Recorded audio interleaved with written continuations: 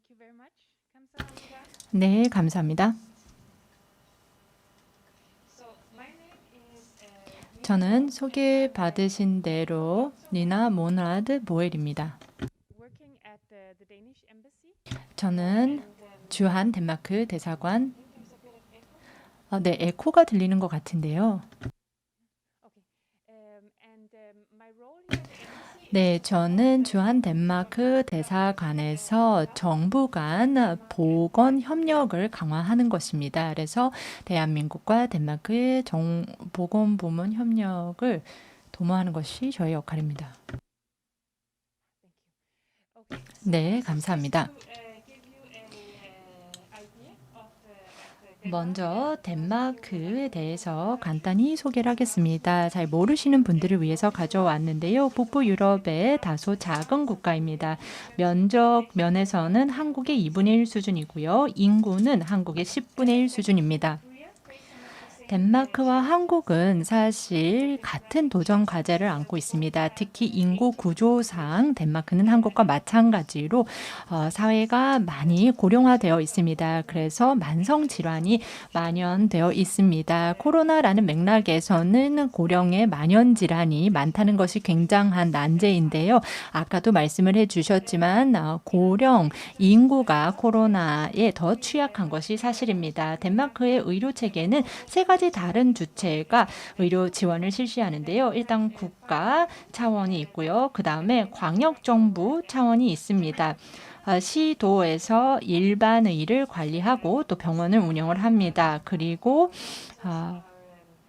덴마크의 경우에는 대부분의 병원이 공립병원입니다. 그리고 덴마크에는 98개의 자치시가 있습니다. 이 자치단체 차원에서는 예방이라든지 재활이라든지 노인 요양 이런 것들 장기 요양 서비스를 제공을 하고 있습니다. 제 국가 차원에서 코로나에 어떻게 대응을 했는지 살펴보도록 하겠습니다. 덴마크에서는 체계적으로 대응을 해서 시의적으로 그리고 결단력 있게 대응을 해왔습니다.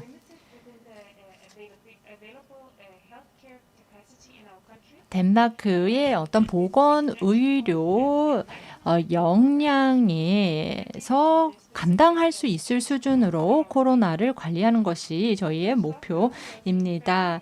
첫 번째 락다운은 2020년 2월에 시행되었습니다. 그때 당시에 사람들에게 자택에 머물 것을 권하고 친지나 가족과의 모임을 자제할 것을 당부했습니다. 특히나 이제 노령 인구 같은 경우에 특히 양로원이라든지 요양시설에 계신 분들 같은 경우에는 완전한 럭다운을 경험을 했습니다.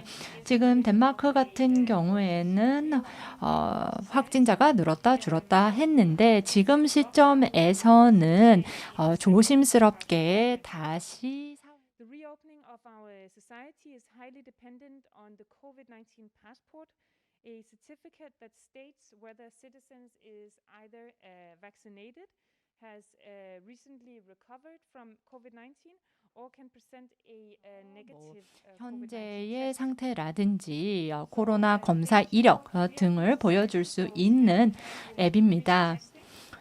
사회를 다시 오픈하기 위해서는 검사가 중요하겠죠. 현재 저희의 검사 역량은 매일 40만 개 정도의 테스트입니다. 그래서 PCR이 절반 정도를 차지하고 있습니다. PCR 테스팅 같은 경우에는 덴마크에서 가장 신뢰하고 있는 도구입니다. 또 게놈 시퀀싱이 가능합니다. 그래서 덴마크 같은 경우 and at the same time, the rapid antigen tests and the self-testing are becoming increasingly important as part of the Danish test 있습니다. 덴마크의 이런 코로나 검사와 관련된 전략에 있어서 자가 진단 키트도 중요해지고 있습니다. 그러면은 이제 광역정부에 대해서 말씀을 드리겠습니다. 그 전에 4월 13일자로 광역 차원에서 또 지자체 차원에서 도입된 것이 있는데요. 첫 번째로 초등학교, 중학교, 그리고 일부 성인학습센터 같은 경우에는 완전히 정상화 또는 일부 정상화되었습니다. 또 작은 백화점 그리고 5만 스퀘어미터보다 적은 이런 쇼핑시설 그리고 야외시설 등의 시설들 그리고 소규모 사업장 뭐 예를 들면 미용실 이러한 사업장은 4월 6일 날 다시 오픈했습니다. 손님들이 아까 말씀드린 코로나 여권을 보여주고 음성인 것이 확인이 되면 사용을 할 수 있도록 하고 있습니다. 그래서 이러한 어떻게 사회적 오픈이라는 것은 지금 이 질병을 통제한다는 전제 하에서 이루어지고 있습니다. 그래서 일부 제재 조치들이 아직까지도 유효합니다. 예를 들면 집합 금지 명령들이 있습니다. 그래서 5인 이상 집합 금지가 지금도 유효하고요. 그 다음에 사회적 거리 두기도 지금 시행을 하고 있습니다. 또 야외에서는 10명 이상 집합 금지입니다. 또 더불어서 실내, 실외에서 취식이 금지되어 있습니다. 그래서 음식물을 섭취를 할 수가 없습니다. 4월 21일에 야외에서 취식이 가능하고 그 다음에 5월 달에는 실내에서도 음식물을 먹을 수 있도록 저희가 지금 이런 조치를 완화할 예정을 하고 있습니다. 그리고 18세 미만에는 4월 21일 날에 이제 재개를 하는 여러 가지 조치들의 대상이 될 것입니다. 그러면 이제 다시 광역정부의 대응에 대해서 말씀을 드리겠습니다. 아까도 말씀드렸지만 1차 의료기관들을 담당을 하고 있습니다. 일반의 그리고 공립병원을 담당하고 있는 주체입니다. 행정단위죠. 그래서 자연스럽게 지금 광역정부에서는 이 팬데믹에서 상당히 많은 그런 로드와 압박이 있습니다. 그래서 주정부에서 재원을 제공을 해주고 있습니다. 그래서 지연되고 있는 여러 치료라든지 진료가 이루어질 수 있도록 지원을 하고 있습니다. 또 이 자치시에서도 코로나에 대응을 하고 있는데요. 자치시 같은 경우에는 예방에 방점을 두고 많은 활동을 하고 있습니다. 그래서 정보를 공유한다던가 인식 제거 활동에 중점을 두고 있습니다. 또 더불어서 취약계층에 대한 책임을 지고 있습니다. 또 이 자치시 같은 경우에는 보건당국의 조언과 지원에 따라서 지역 차원의 전염을 차단하는 주체이기도 합니다. 덴마크의 의료 체계와 코로나에 대해서 말씀을 드리자면 저희 의료 체계 같은 경우에는 세금을 통해서 운영이 됩니다. 그렇기 때문에 개인 부담금이 없습니다. 그러다 보니까 코로나 치료를 받아서 재정적인 어려움을 겪게 된 환자는 없다고 말씀을 드릴 수가 있습니다. 그리고 제가 앞서서도 말씀드렸지만 덴마크의 거의 대부분의 병원은 지금 공립병원입니다. 또 아까도 제가 말씀드렸지만 저희가 이 검사와 관련해서 중점적으로 확대를 하고 있습니다. 그래서 검사 역량도 많이 제고가 되었습니다. 다시 이 슬라이드로 다시 돌아오겠습니다. 네, 지금 이 슬라이드에서 조금 표시가 안 된 부분들이 있는데요. 양해 부탁드립니다. 제가 여기서 말씀드리고 싶은 것은 덴마크에서는 일반의가 이 의료 체계에서 굉장히 중요한 역할을 한다는 것입니다. 그래서 2차 진료로 가는 데 있어서 게이트키퍼 역할을 하고 있습니다. 또 더불어서 환자와 이 최초 접촉 지점이라고 볼 수가 있습니다. 그래서 이 개인 의원에서 상당히 많은 진료를 보고 있습니다. 그래서 코로나 같은 경우에는 이제 이 GP들이 경증을 처리하고 있습니다. 뭐 유선상으로도 진료를 하고 원격 의료를 제공함으로써 2차적인 보다 큰 병원에서의 부담을 줄여주고 있는 것이죠. 그래서 모든 증상을 겪는 사람들이 병원에 직접 연락을 하다 보면 부담이 많을 텐데 GP들이 그것을 이제 처리를 해주고 있습니다. 제가 아까 말씀드렸다시피 덴마크의 대부분의 병원은 공립병원입니다. 그러다 보니까 지역별로 필요한 장비와 인력을 저희가 유연하게 이전을 하고 공유를 할 수 있었던 또 점이 있습니다. 또 제가 한 가지를 더 말씀을 드리자면 저희 의료 시스템이 굉장히 잘 연결이 되어 있습니다. 그래서 어떤 개인의 이 의료 기록을 공유하기가 굉장히 쉽습니다. 그러니까 이러한 데이터들이 보건의료 종사자들 간에 쉽게 공유가 된다는 것입니다.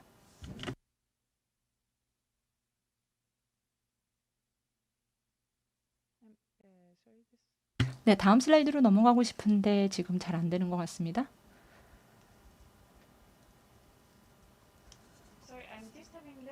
네, 지금 슬라이드를 바꾸고 싶은데요. 네, 네, 감사합니다.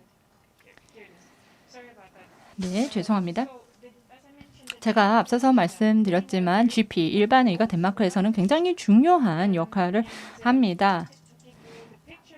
여러분들이 좀 잘 이해하실 수 있도록 통계를 몇 개 말씀을 드리면 덴마크에는 지금 일반의가 한 3,326명 그리고 병원의가 18,000명 정도 됩니다. 그리고 평균적으로 GP 한 명당 환자를 1,600명 정도 보고 있습니다. 그러니까 자신의 의원에서 치료를 받는 환자가 1,600명 정도입니다. 그래서 GP는 이 환자의 모든 이력을 가지고 있죠. 그렇기 때문에 나중에 2차 전문의를 만나게 되더라도 GP와 컨설테이션을 많이 합니다. 또 GP 같은 경우에는 매년 3천만 건의 진료를 보는데요. 한 30% 정도가 유선상으로 진료를 하는 것이고 70%가 대면 진료입니다.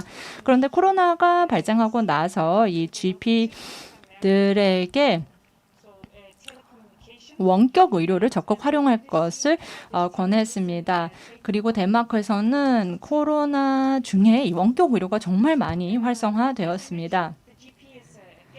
아까도 말씀드렸지만 이 일반의가 어떤 전문의의 치료로 가기 전에 게이트키퍼 역할을 하고 있습니다. 물론 응급실 같은 경우는 환자가 직접 접근할 수 있고 치과도 직접 찾아갈 수가 있습니다. 하지만 코로나로 인해서 이제 코로나 검사도 일반의를 거치지 않고 받을 수 있도록 조치를 취했습니다. 그러니까 덴마크 국민이라면 가서 예약을 하고 무료로 코로나 검사를 직접 받을 수 있도록 조치를 취했습니다. 자, 지금 가지고 온 이 통계치는 4월 9일 기준인데요. 지금까지 코로나 발생 이후 검사 건수는 2,370만 건입니다. 저희가 지금 검사에 중점을 두고 있다라고 말씀을 드렸습니다. 저희 인구가 500만 명 정도임을 감안을 하면은 이 덴마크 국민들이 여러 차례, 한 사람이 여러 차례 검사를 받았다는 것을 알 수가 있습니다. 또 더불어서 누적 확진자의 수는 13만 6,346명입니다. 4월 9일 기준이고요. 그 다음에 사망률은 1%입니다. 그리고 제가 조금 더 업데이트된 수치를 가지고 있는데요. 4월 12일 기준 15.1, 그러니까 덴마크 인구의 15.1%가 백신 접종을 받았습니다. 7.7%는 완전히 접종을 마친 상태이고요. 백신을 저희가 더 추가적으로 확보를 하게 되면 매일 10만 명 정도가 접종을 받을 수 있을 거라고 생각을 하고요. 그렇게 되면 하루에 전체 인구의 2% 정도의 접종이 이루어질 수 있습니다. 물론 이제 백신 확보가 전제가 되어야겠죠. 그리고 최근에 백신 프로그램을 좀 조정을 했습니다. 아스트라제네카를 더 이상 사용하고 있지 않기 때문에 아무래도 백신 일정이 조금 지연이 되었습니다. 그래서 이제 새로운 목표는 2021년 8월까지 전 국민 예방접종을 마치는 것입니다. 이 그래프를 보시면 지금까지의 입원율을 볼 수가 있습니다. 이것을 보면 덴마크의 1차, 2차 유행이 언제쯤 왔는지 보실 수가 있습니다. 그래프에 나와 있다시피 작년 크리스마스 때 좀 입원율이 높았습니다. 또 이 그래프를 보게 되면 연령별 확진자 수가 나와 있습니다. 보시다시피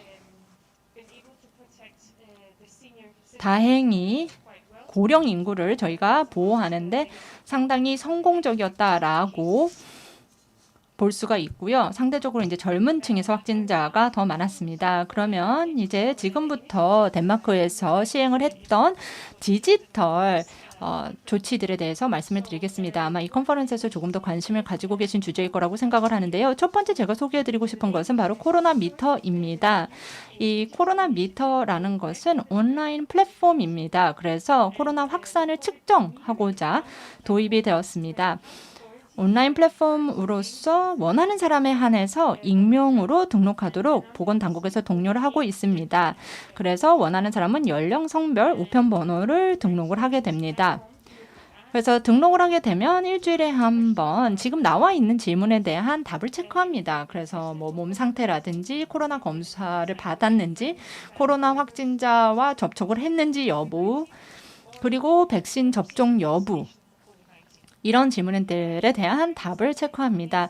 이 코로나 미터의 목표는 당국에서 코로나 현황과 추이에 대한 정보를 수집할 수 있도록 하는 것입니다.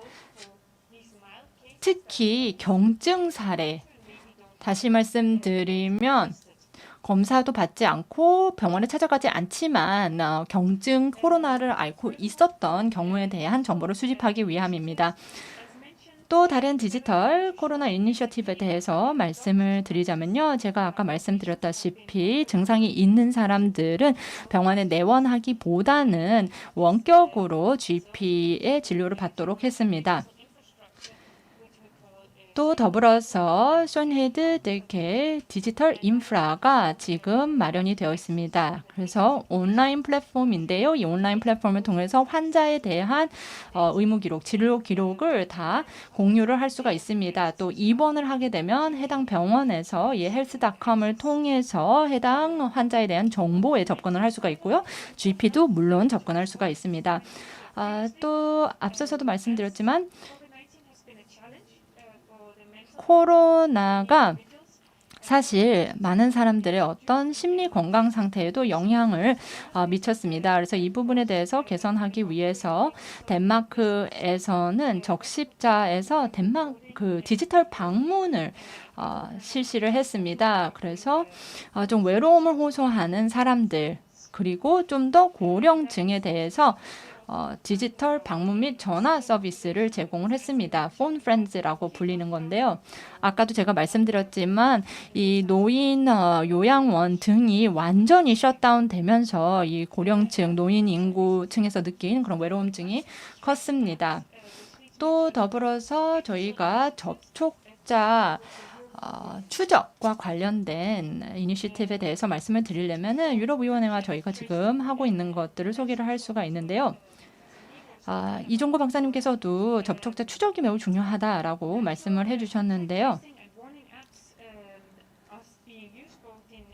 접촉자 추적 그리고 알림 앱이 유럽 연합 차원에서도 사용되고 있고 또 덴마크 차원에서도 사용이 되고 있습니다. 그래서 이 앱을 사용을 하게 되면 내가 코로나 검사 양성 판정을 받은 사람 근처에 있었는지 등을 알 수가 있습니다. 블루투스 기술을 활용을 합니다. 덴마크에서는 슈미테스트업이라고 불리고 있는 앱인데요. 이 앱이 있으면 코로나 검사 양성 판정을 받은 사람과 접촉을 했다면, 예를 들면 1, 2m 내로 왔다면 알림을 받게 됩니다. 물론 그 사람도 이 앱을 다운받았어야 하겠죠.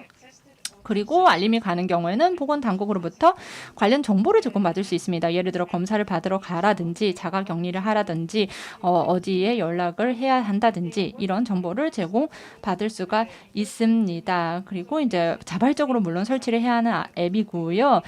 유럽 연합 내에서 작동하는 앱입니다. 그리고 이 앱을 통해서 취합되는 데이터는 익명으로 취합이 되고 있습니다.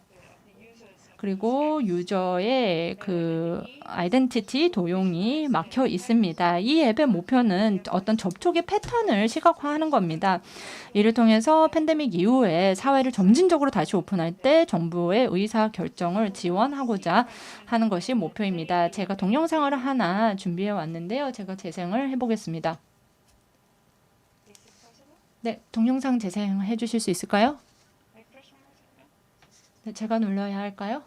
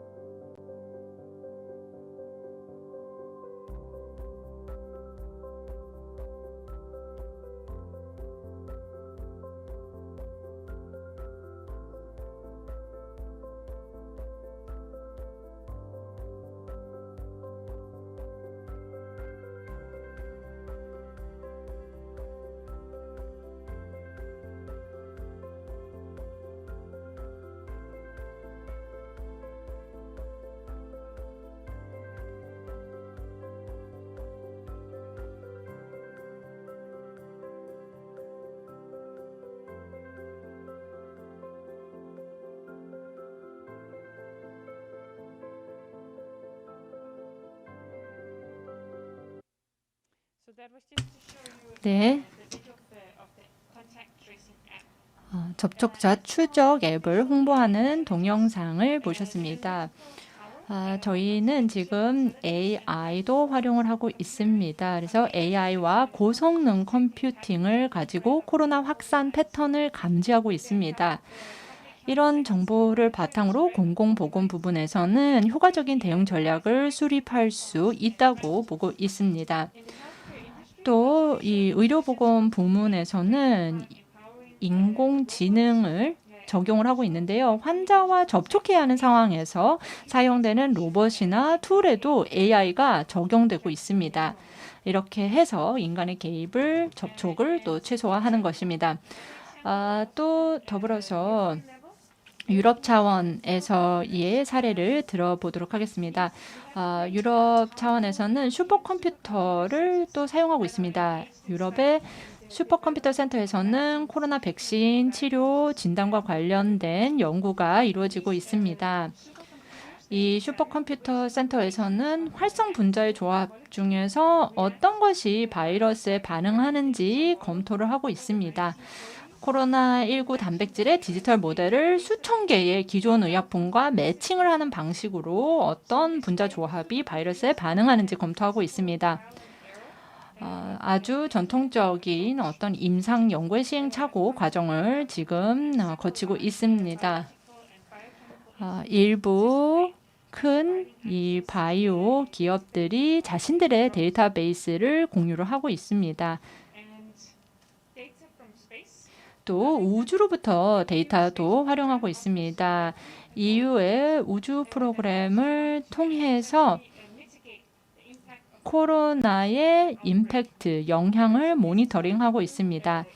조금 더 자세히 설명을 드리자면요. 지구 관측 시스템인 코페르니쿠스와 위성 항법 시스템인 갈릴레오로 30여 개의 위성을 가지고 이 프로그램을 지금 시행하고 있습니다. 코로나 이후에 EU의 위성을 통해서 EU 국경 간 교통체증도 모니터링하고 있고요. 또 의료시설과 병원과 기타 필수 인프라에 대한 매핑이 이루어지고 있습니다. 이러한 정보를 바탕으로 EU와 각 국가 차원의 보건 당국에서는 보다 더 이 위기에 대한 이해를 심화시키고 대응을 효과적으로 하고 있습니다.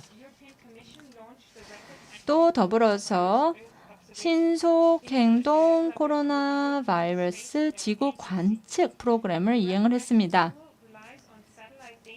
위성 데이터를 가지고 코로나19 락다운의 영향을 측정을 하는 것입니다. 그리고 더불어서 지역, 광역, 그리고 글로벌 차원에서 이런 락다운 이후의 회복을 또 모니터링하고 있습니다. 관련해서 제가 동영상을 가져왔는데요. 다시 보여드리겠습니다.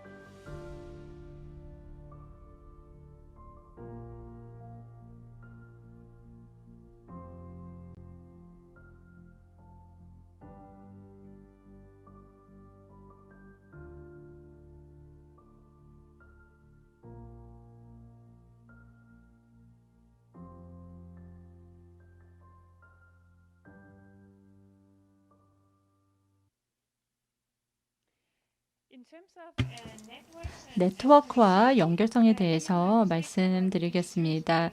EU 회원국들을 보게 되면 사회적 거리 두기 조치들을 시행하고 있는데요. 아시겠지만 그러다 보니까 인터넷 용량에 대한 수요가 급증하고 있습니다.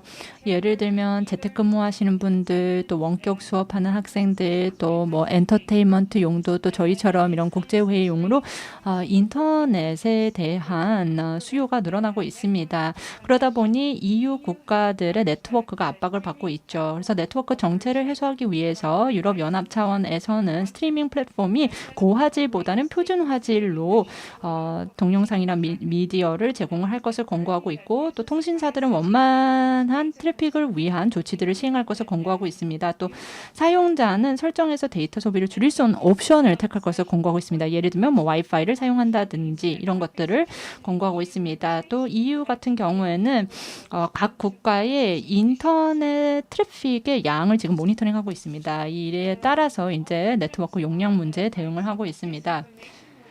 또 더불어서 이제 허위 정보, 잘못된 정보, 거짓 정보 퇴치에도 신경을 쓰고 있습니다. 한국에서도 관심을 가지고 있는 주제인 것으로 알고 있는데요. 코로나와 관련해서 잘못된 정보가 온라인상에서 빠르게 확산되는 경우가 있습니다. 그런데 어떤 경우에는 이러한 거짓된 또는 잘못된 정보가 아주 심각한 그 건강이나 보건에 위협으로 이어질 수가 있습니다. 그래서 EU에서는 구글, 페이스북, 트위터, 마이크로소프트와 함께 공신력 있는 소스를 홍보하고 있습니다. 또 잘못된 또는 허위의 정보를 게재하는 경우에는 그것을 내리도록 하고 유저들이 공신력 있는 소스에 직접 갈 수 있도록 유도를 하고 있습니다. 예를 들면요, 구글 서치 같은 경우에는 EU 팩트 체킹 기구들이 올리는 그러한 사이트들을 먼저 보여드린다든지, 또 WHO라든지 다른 보건 당국에서 업로드하는 정보를 먼저 보여주고 있습니다. 또 트위터 같은 경우에는 코로나와 관련된 페이지들을 큐레이팅해서 보여주고 있습니다. 그래서 공신력이 있는 시민사회, 정부, 그리고 보건 당국의 트윗을 먼저 보여드리고 있습니다. 유튜브 같은 경우에는 홈페이지에 보건 당국의 링크가 나와 있는 정보 패널을 게재하고 있고요. 또 코로나 관련 동영상이나 검색 결과 패널에도 이를 반영을 하고 있습니다. 이에 따른 노출수가 지금 3천억에 달하고 있습니다. 또 불법적인 컨텐츠, 그리고 코로나와 관련된 허위 정보를 EU 차원에서도 지금 삭제를 하고 있습니다. 또 EU 차원에서 이러한 플랫폼들이 거짓 정보나 잘못된 정보를 삭제하도록 유도하고 있습니다. 또 더불어서 아동들이 온라인에서 안전하게 활동을 할 수 있는 데도 초점을 맞추고 있습니다. 아무래도 아이들이 온라인 시간이 길어지다 보니까 원격 수업을 하고 온라인 강의를 많이 듣다 보니까 인터넷에서 활동을 하는 시간이 늘어났는데요. 그러다 보니 사이버 공격의 위협도 증가했습니다. 그래서 EU에서는 부모와 보호자를 위한 온라인 안전 지침을 만들었습니다. 국제 파트너들과 함께 이러한 지침을 마련을 했는데요. 목표는 아이들이 코로나가 창궐하는 동안에 온라인에서 안전하게 학습을 하고 활동을 할 수 있도록 하는 것입니다. 또 더불어서 유럽에서는 온라인 사기 방지에도 방점을 두고 있습니다. 코로나를 예방하거나 치유할 수 있다고 주장하는 제품과 관련된 온라인 구매 사기도 주시하고 있습니다. 이에 대해서도 아마존이나 이베이, 페이스북, 구글과 함께 협력을 하고 있습니다. 그래서 이 파트너들이 수백만 개에 달하는 불법 광고를 내렸고요. 또 코로나19와 관련된 물품이 점진적으로 감소하고 있다고 보고를 했습니다. 또 더불어서 코로나 이후의 삶에 대해서도 고민을 하고 있습니다. 사회적 거리 두기로 일을 할 때 우리가 연결하는 방식, 조사하고 혁신하는 방식이 바뀌었다고 할 수 있겠는데요. 유럽인들이 코로나 이후 시대에 필요한 디지털 스킬을 확보할 수 있도록 고용주와 고육자들을 위한 디지털 역량 지침을 출시했습니다. 그래서 이 지침을 보시면 역량을 배양할 수 있는 실질적인 방법, 핵심 활동, 팁, 온라인 자료를 제공하고 있습니다.